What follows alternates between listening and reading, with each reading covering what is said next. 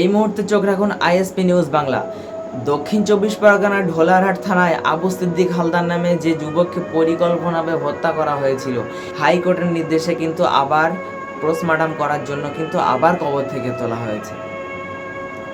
সেই যুবকের সাথে কি এমন ঘটেছিল যে যুবককে দুনিয়া থেকে বিদায় হতে হলো?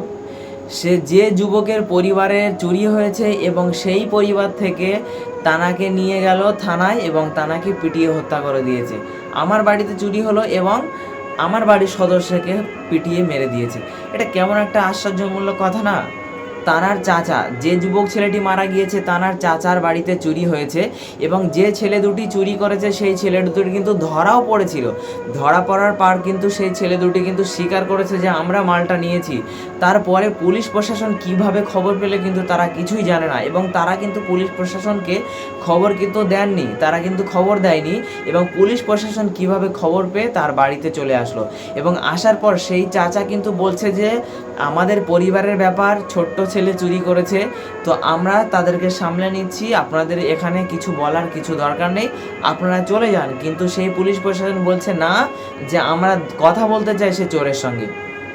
এবং ঘরের মধ্যে গিয়ে সেই ছেলে দুটির সাথে কি কথা বললো, তার বলার পর যে মালটা কোথায় নিয়েছে সেই ছেলে দুটো বলে দিল যে ওই ওনার ভাইপোর নাম, এবং সেই ভাইপোকে ঘর থেকে নিয়ে মারতে মারতে থানায় নিয়ে গেছে এবং থানায় নিয়ে যাওয়ার পর তার কিন্তু নির্মমভাবে তার উপর অত্যাচার করা হয়েছে এবং কারেন্টের শর্ট দেওয়া হয়েছে।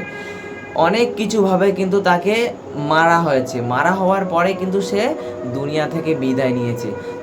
যে চাচার চুরি করেছে সেই চাচার ভাইপোকে মেরে দিয়েছে। একটা কেমন একটা পুলিশ প্রশাসন যদি দেশে না থাকে তাহলে দেশকে রক্ষা করতে পারবে না কেউ। পুলিশ হলো জনগণের বন্ধু, তাহলে জনগণের উপর যদি এমন অত্যাচার পুলিশ করে তাহলে বন্ধুটা কিভাবে থাকে? সে তো বন্ধু নয়, তো শত্রু হয়ে গেল। একটা পুলিশের জন্য কিন্তু অল পুলিশের কিন্তু বদনাম হচ্ছে। এবং একটা মানুষকে কিভাবে এমনটা অত্যাচার করার পরে কিন্তু সে মারা গিয়েছে, কম কষ্টে কিন্তু মরে যায়নি। একটা মানুষের উপর কতটা অত্যাচার করা হয়েছে, কতটা মারা হয়েছে, তারপরে সে কিন্তু মারা গিয়েছে। তার পায়খানার মলদার দিয়ে কিন্তু রক্ত বার হচ্ছে, গলা দিয়ে কিন্তু রক্ত বার হচ্ছে। তাহলে কতটা, যে পানি চেয়েছিল পানি খাওয়ার জন্য তাকে পানি পর্যন্ত দেওয়া হয়নি। পুলিশ প্রশাসন জনগণের বন্ধু হওয়ার পরে সেই পুলিশ যদি জনগণের উপরে এতটা অত্যাচার করে তাহলে জনগণ কার উপর ভরসা করে দেশে থাকবে? আমি বলি যে ওখানে কোনো নেতা, কোনো পার্টির দল দেখার কোনো দরকার নেই। সেখানে আপনি একজন মুসলিম ভাই হিসেবে তার সাপোর্ট করুন। সে তো একজন মানুষ। একটা মানুষ হিসেবে একটা মানুষকে কিভাবে মারে? পার্টির ঝান্ডা দেখে তুমি একজন মুসলিম ভাইকে, তোমার মুখে কি কোনো কথা নেই? একজন মুসলিম ভাইকে মেরে দিচ্ছে, তুমি 2 টাকার জন্য একজন মুসলিমের বিরোধিতা করছো।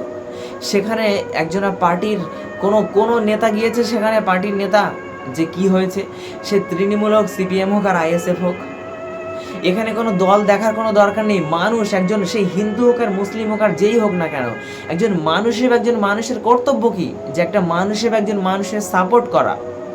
কিন্তু আমরা কি করছি? মানুষের সাপোর্ট করা তো দূরের কথা, তার বিরোধিতা করছি। সেখানে ওই যে পরিবারের ছেলেটার সন্তান দুনিয়া থেকে বিদায় নিয়ে চলে গেছে, সেই পরিবারের দায়িত্ব এখন কে নিবে বলুন আপনারা? একজন পুলিশ প্রশাসন একটা জনগণকে হত্যা করে দিচ্ছে পিটিয়ে, তাহলে সেই পুলিশ কি বিজেপির সঙ্গে জড়িত আছে না তৃণমূলের সঙ্গে জড়িত আছে? সেই পুলিশ বলুন।